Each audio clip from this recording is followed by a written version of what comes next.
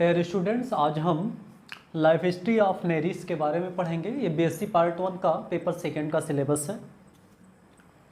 इससे संबंधित कुछ वीडियो हम पहले भी बना चुके हैं और ये हमारा नेक्स्ट वीडियो है जिसमें हम नेरीज के लाइफ हिस्ट्री के बारे में पढ़ते हैं। सबसे पहले हम जानते हैं कि जो नेरीज है वो बरोइंग हैबिटाट को शो करता है, लेकिन जब ब्रीडिंग सीजन आता है तो उसकी बॉडी में कुछ चेंजेज आते हैं जिससे हेट्रोनेरीज का निर्माण होता है।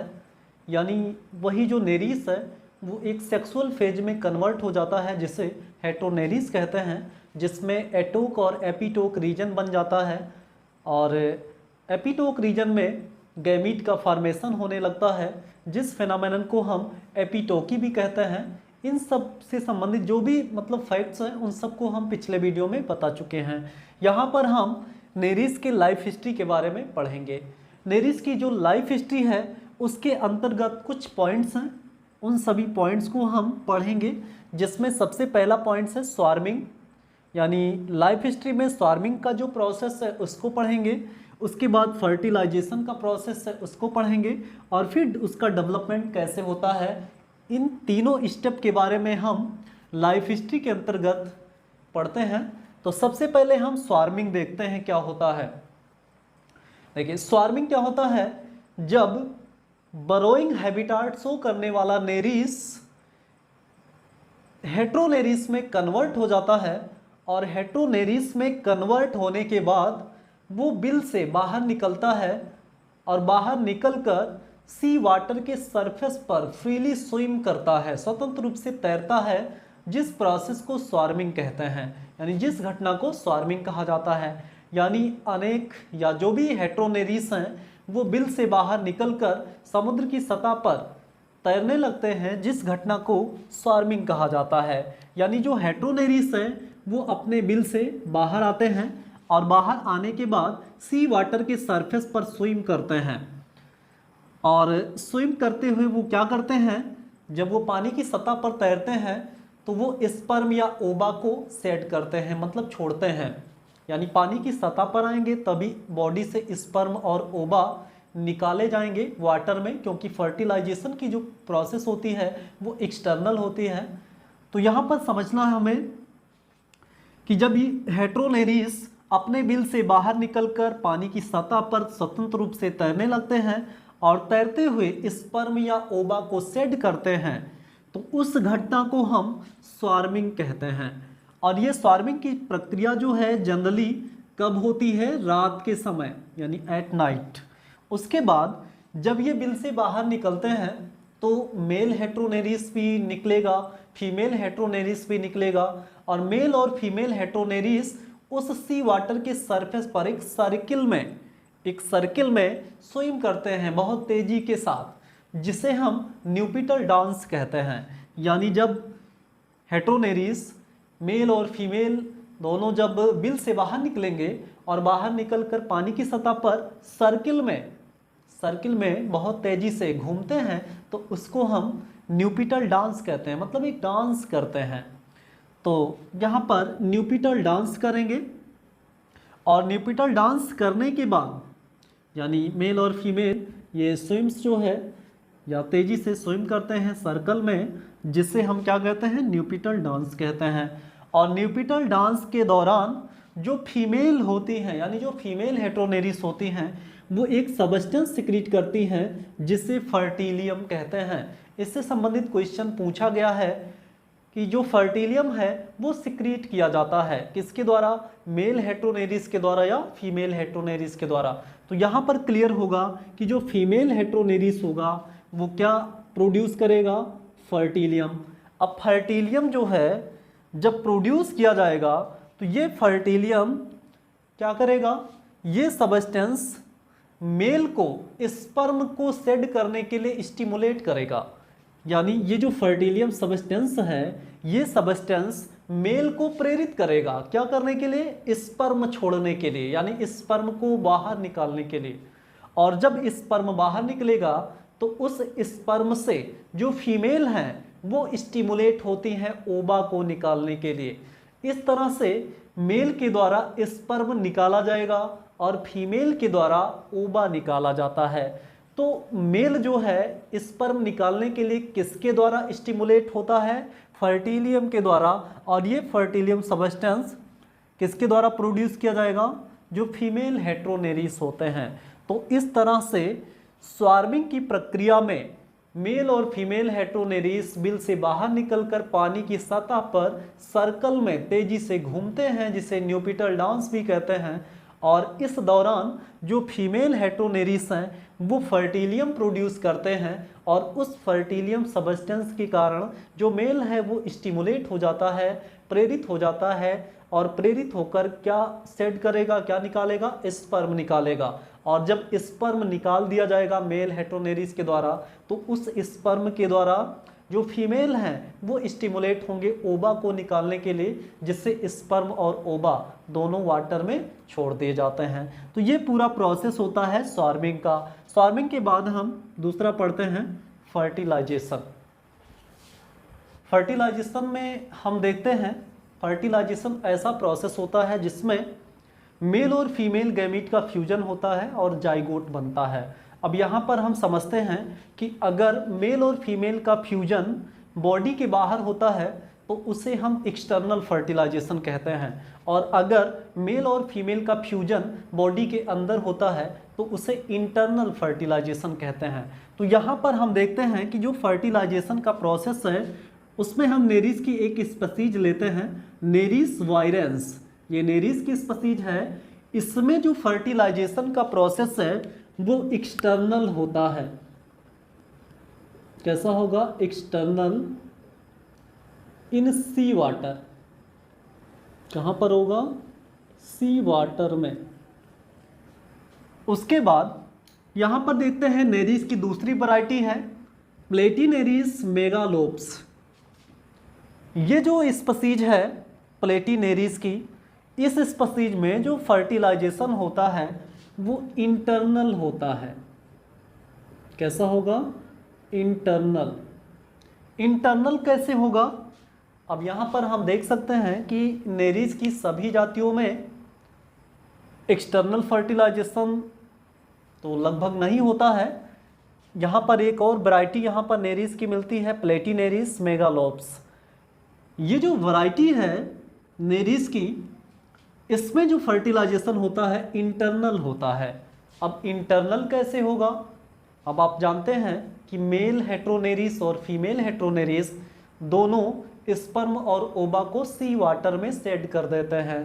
तो जो स्पर्म और ओवा फ्यूज होंगे वो सी वाटर में ही होंगे, यानी फर्टिलाइजेशन कैसा होगा? एक्सटर्नल होगा। लेकिन इस वैरायटी में क्या होता है कि जो मेल और फीमेल हेट्रोनेरिस होते हैं वो उनकी जो बॉडी है एक दूसरे के अपोजिट डायरेक्शन में रैप्ड कर जाती है। कहने का मतलब ये है कि एक बॉडी जिधर यहाँ पर माउथ प्रेजेंट है, माउथ प्रेजेंट है, समझने के लिए फिगर है, और इधर एनस प्रेजेंट है। अब यहाँ पर देखते हैं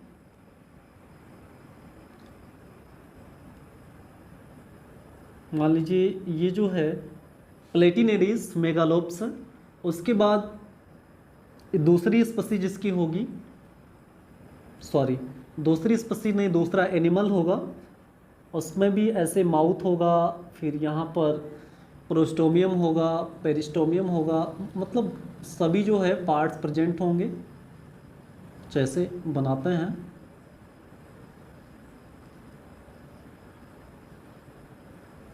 इसमें भी एनस होगा। अब यहाँ पर हम पहले ही पढ़ चुके हैं पिछले वीडियो में कि किस तरह से नेरिस की बॉडी में गोनैड का डेवलपमेंट होता है, किस तरह से गैमीट बनते हैं। इसको समझने के लिए आप जो है नेक्स्ट मतलब जो हमारा प्रीवियस वीडियो है उसको देख सकते हैं। उसमें हम जो है इस नेरिस का जो रिप्रोडक्टिव सिस्टम है उसके बारे में डिस्कस किए हैं। तो यहाँ पर हम समझते हैं, मान लीजिए इसकी बॉडी में स्पर्म बना, इसकी बॉडी में स्पर्म बना, और इसकी बॉडी में बनता है ओवा। ओवा बना। अब क्या होगा कि यहाँ पर ये जो पोर प्रेजेंट होता है इसे एनस कहते हैं। और यहाँ पर देखते हैं माउथ होगा इसका, इसका भी माउथ होगा, ये भी माउथ है। अब यहाँ पर क्या होता है कि जब फर्टिलाइजेशन की प्रक्रिया होती है तो जो मेल नेरिस होगा या जो मेल प्लेटिनेरियस मेगालोप्स होगा वो इस फीमेल की बॉडी के ऊपर रैप करेगा। रैप मतलब ऐसे घुमावदार, उसको उसके चारों तरफ जो है स्पाइरल बनाकर जो है थोड़ा क्लोजली कांटेक्ट में आ जाता है। और उस क्लोजली कांटेक्ट के दौरान इसका जो एनस है, इसका जो एनस है वो किस में सेट हो जाता है, इसके माउथ में। और इसके माउथ में जब सेट होगा तो ये जो स्पर्म बने हैं ये स्पर्म इस एनस के थ्रू, इसके माउथ के थ्रू चले जाते हैं इसकी बॉडी में।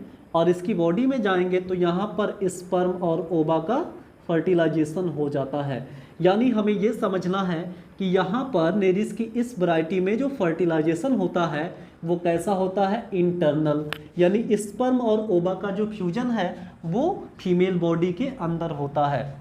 तो यहाँ पर देखते हैं कि नेरिस वायरस में तो एक्सटर्नल फर्टिलाइजेशन हुआ, लेकिन उसकी जो दूसरी वैरायटी है प्लेटिनेरिस मेगालोप्स उसमें फर्टिलाइजेशन इंटरनल हुआ।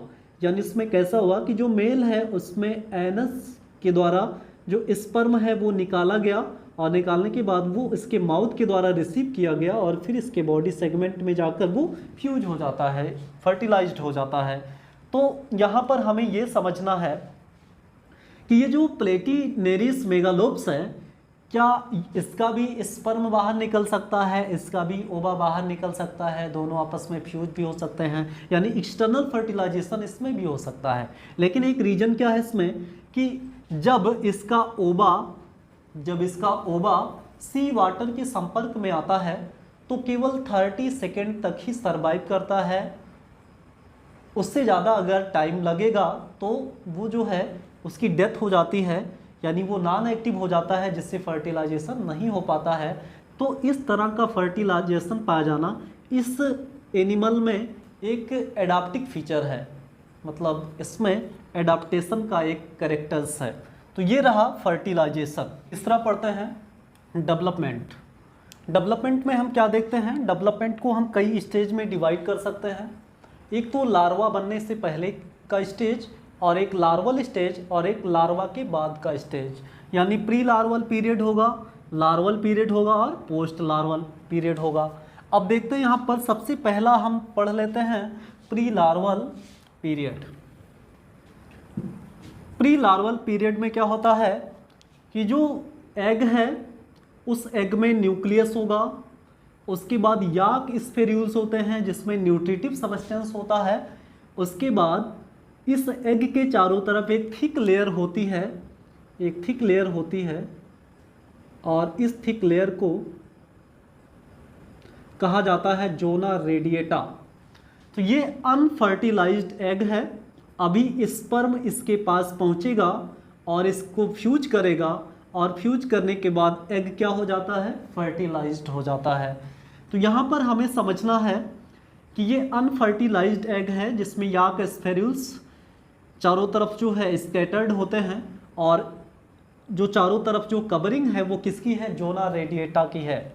उसके बाद जब ये फर्टिलाइज्ड हो जाते हैं तो जो जोना रेडिएटा की कवरिंग है वो डिसअपीयर हो जाती है, वो नहीं दिखाई देती है, और जो याक स्फेर्यूल्स हैं वो आधे पार्ट में कलेक्ट हो जाते हैं और आधे पार्ट में न्यूक्लियस और साइटोप्लाज्म होता है।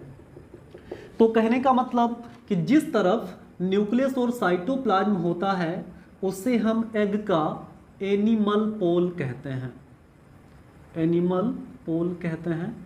और जिस तरफ याक सबस्टेंस होते हैं, आधे भाग में याक सबस्टेंस होते हैं, उसे हम वेजिटल पोल कहते हैं, वेजिटल पोल।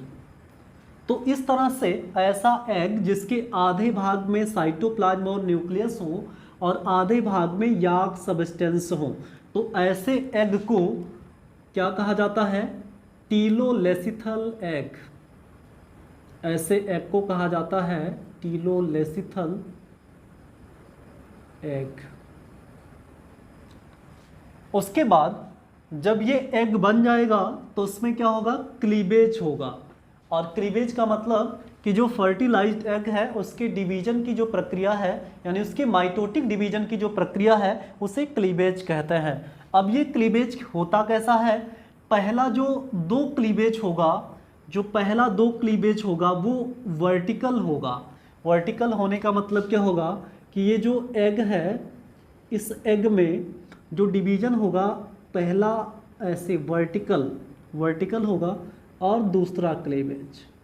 ये कैसा होगा, वर्टिकल होगा और बनने वाले जो ब्लास्टोमियर होंगे वो इक्वल होते हैं। यानी पहला जो दो क्लीवेज होगा इस एग में वो इक्वल होगा और वर्टिकल होगा, बाद में जो तीसरा होगा वो अनइक्वल होगा और हॉरिजॉन्टल होगा। उसके बाद इसमें क्लीवेज कैसा होता है, स्पाइरल और डिटर्मिनेट होता है। कहने का मतलब इसमें क्लीवेज कैसा होगा, स्पाइरल एंड डिटर्मिनेट। स्पाइरल क्या होता है, यहाँ पर हम समझते हैं कि जब एक एग डिवाइड होकर के कुछ इस तरह से ब्लास्टोमियर बना लेते हैं, इस तरह से 4 ब्लास्टोमियर बने। अब ये चारों ब्लास्टोमियर जब डिवाइड होते हैं तो यहाँ पर 8 ब्लास्टोमियर बनेगा, लेकिन जो आठों मतलब जो इसके नीचे का 4 ब्लास्टोमियर होगा वो ऊपर के ब्लास्टोमियर से जस्ट नीचे नहीं बनता है। कहने का मतलब कि ऊपर के चारों ब्लास्टोमियर के नीचे वाला जो ब्लास्टोमियर बनेगा वो जस्ट इसके नीचे नहीं बनेगा, वो थोड़ा सा स्पाइरली रोटेट करता हुआ बनेगा और इस क्लीवेज को हम स्पाइरल क्लीवेज कहते हैं। उसके बाद डिटर्मिनेट भी होता है। डिटर्मिनेट का मतलब कि जो इस ब्लास्टोमियर का फैट है, जो फैट है वो क्या होता है, फिक्स्ड होता है। फैट फिक्स्ड होने का मतलब कि इस सेल का कंटेंट फिक्स्ड होता है, यानी ये आगे चलकर एम्ब्रियो का कौन सा पार्ट बनाएगा यहीं पर फिक्स्ड हो जाता है, निर्धारित हो जाता है कि ये आगे चल कर के एम्ब्रियो का कौन सा पार्ट बनाएगा। यानी इन सभी ब्लास्टोमियर का जो फैट है वो फिक्स्ड हो जाता है। ये नहीं कि अगर ये जो है आगे चल कर के एक्टोडर्म बनाएगा, मतलब ये जो ब्लास्टोमियर है इसका फैट ये है कि आगे चलकर एक्टोडर्म बनाएगा, तो ये केवल एक्टोडर्म ही बनाएगा, यानी आवश्यकता पड़ने पर इंडो या मेजोडर्म नहीं बना सकता है। क्यों नहीं बना सकता, क्योंकि इस ब्लास्टोमियर के पास केवल कैसा फैट है, एक्टोडर्म बनाने के लिए। ये एग्जाम्पल के लिए हमने बताया। तो कहने का मतलब प्रत्येक ब्लास्टोमियर का जो फैट है वो फिक्स्ड होता है। तो जब ऐसा क्लीवेज जिसमें बनने वाले ब्लास्टोमियर का फैट फिक्स्ड होता है तो उस क्लीवेज को हम डिटर्मिनेट क्लीवेज कहते हैं। उसके बाद इस क्लीवेज के बाद क्या बनेगा, इस क्लीवेज के बाद बनेगा लार्वा। इस क्लीवेज के बाद बनेगा लार्वा और इसके लार्वा को क्या कहते हैं, इसके लार्वा को यानी नेरिस का जो लार्वा है, इस लार्वा को क्या कहा है, उसे कहा जाएगा ट्रोकोफोर लार्वा। इसके लार्वा को ट्रोकोफोर लार्वा कहते हैं। ट्रोकोफोर लार्वा कहते हैं। तो लार्वा के बारे में थोड़ा सा समझ लेते हैं। ट्रोकोफोर लार्वा मतलब जो फर्टिलाइज्ड एग है उसमें क्लीवेज के बाद ब्लास्टुला गैस्टुला यानी एम्ब्रियोनिक स्टेज आएगा और उस एम्ब्रियोनिक स्टेज में लार्वल स्टेज बनेगा जिसे हम ट्रोकोफोर लार्वा कहेंगे। और जो न्यूली हैच्ड लार्वा है उसे हम पोस्ट ट्रोकोफोर या फिर नेक्टोकीट कहते हैं, जिस 3 सेगमेंट होता है ब्रिस्टल के साथ। तो ये रहा लार्वा। उसके बाद इस लार्वा में मेटामार्फोसिस होगा, यानी कुछ समय तक तो ये पानी में फ्रीली स्विम करेगा। स्विम करने के बाद फिर इसमें मेटामार्फोसिस स्टार्ट होगा और मेटामार्फोसिस के दौरान फिर ये एडल्ट नेरिस को बनाएगा। तो ये पूरा जो है डेवलपमेंट है, यानी ये लाइफ हिस्ट्री है नेरिस की।